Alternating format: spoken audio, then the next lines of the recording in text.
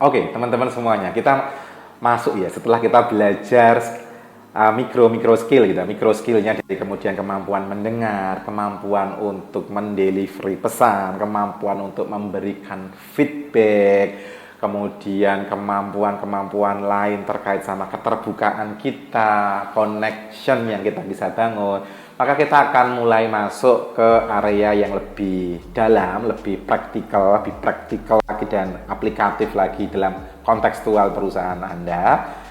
Saya ingin membahas satu hal yang sangat menarik, yaitu bagaimana komunikasi ini bisa menumbuhkan motivasi dari dalam diri atau motivasi internal.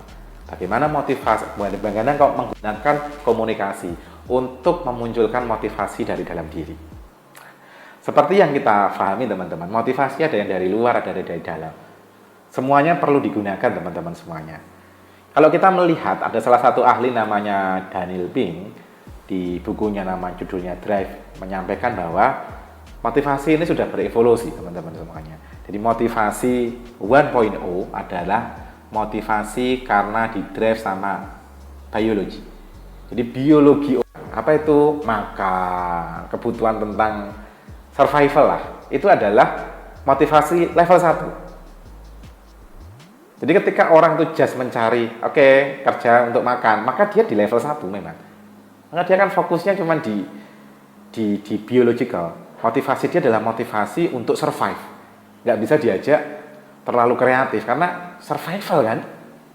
Makan aja susah gitu misalnya di sana kan. Maka di titik ini maka yang perlu dilakuin memang penguatan dulu untuk motivasinya adalah eksternal, memang dicukupi dulu kebutuhannya di sana. Nah, naik lagi adalah motivasi 2.0. Ini adalah motivasi yang mengandalkan reward dan punishment, teman-teman semuanya ya. Jadi motivasi kedua ini setelah dia itu beralih dari biologi bahwa ini aku bekerja supaya dapat bonus sehingga bisa untuk staycation misalnya.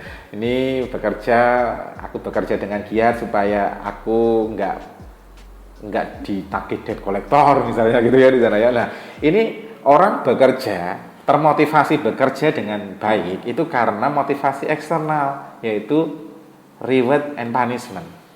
Level 2, reward punishment. Apakah ini jelek? Enggak, ini sangat-sangat bagus teman-teman semuanya. Artinya apa? Orang memang perlu reward. Emang kadang-kadang orang perlu punishment sehingga orang bergerak maju dengan tarikan reward dan bergerak maju dengan pecutan punishment. Ini juga bagian hal yang penting juga. Tetapi teman-teman semuanya, masalah di motivation 2.0 atau reward dan punishment adalah ketika reward dan punishmentnya nggak ada, maka orang tidak akan termotivasi melakukan sesuatu. Kenapa? Karena reward punishmentnya nggak ada. Menariknya adalah tidak semua hal di dalam perusahaan itu diatur reward punishment-nya kan teman-teman. Iya kan? Nggak semua hal di dalam perusahaan organisasi itu diatur reward punishment-nya. Sehingga orang merasa nggak ada untungnya, nggak ada reward-nya juga, nggak ada punishment-nya juga, dia nggak akan ngelakuin. Dan orang yang cuma bekerja reward punishment ya dia akan mentok di situ. Dia akan cuma ngejar reward-nya berapa, punishment-nya yang tak jauhin apa. Makanya kemudian adalah evolusi motivasi berikutnya yaitu motivation 3.0, yaitu intrinsic motivation, yaitu motivasi dari dalam diri teman-teman semuanya. Jadi untuk bisa orang itu lebih termotivasi, setelah Anda memberikan motivasi eksternal itu dalam bentuk bonus, entah itu dalam bentuk aturan atau dan punishment-nya tadi, maka yang perlu dilakukan juga yang tidak kalah penting, bahkan sangat-sangat penting adalah motivasi dari dalam diri. Nah, pertanyaannya bagaimana kita bisa menggunakan komunikasi untuk men-trigger motivasi dari dalam diri. Masih disampaikan oleh Daniel Pink, bagaimana sih cara memunculkan motivation 3.0? Nah, kita akan lakuin dengan pendekatan komunikasi. Menurut Daniel Pink, supaya orang punya komunikasi 3.0 atau intrinsic motivation, motivasinya dari dalam diri, bukan cuma karena reward dan punishment saja, maka yang pertama, dia perlu punya otonomi. Otonomi kalau dalam lingkup yang lebih luas nih ya, dalam pekerjaan, maka perlu dikasih delegasi.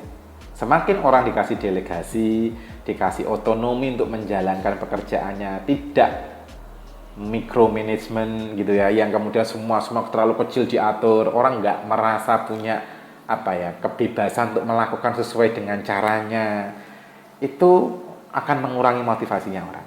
Maka memberikan otonomi itu akan meningkatkan intrinsic motivation. Yang kedua adalah mastery. Mastery itu apa sih? Semakin orang itu ahli di dalam sebuah pekerjaan bidangnya, maka dia akan semakin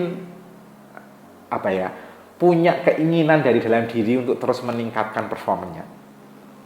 Jadi semakin orang itu merasa bahwa dirinya oke, aku bisa kok ini, maka dia akan semakin semangat untuk terus melakukan peningkatan.